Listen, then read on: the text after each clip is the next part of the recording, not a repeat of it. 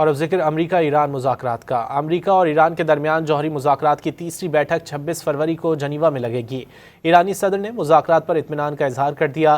امریکی نمائندہ خصوصی کا کہنا ہے کہ ٹرمپ ایران کی ثابت قدمی پر حیران ہیں۔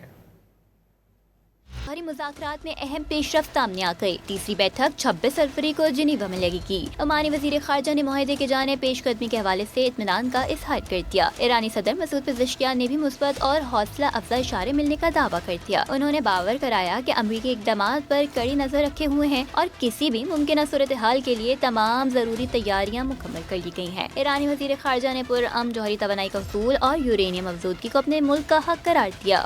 First of all, enrichment is our right. We are a member of NPT and we have every right to enjoy a peaceful nuclear energy, including enrichment. How we use this right is something related to us only. The enrichment is a sensitive part of our negotiation. دوسری جانب Trump کے نمائندے Steve وٹکاف کا کہنا ہے کہ صدر Trump Iran کی ثابت قدمی پر حیران ہیں۔ ٹرمپ جاننا چاہتے ہیں کہ ایران نے اب تک ہتھیار کیوں نہیں ڈالے۔ I don't want to use the word frustrated. It's almost because he understands he's got plenty of alternatives.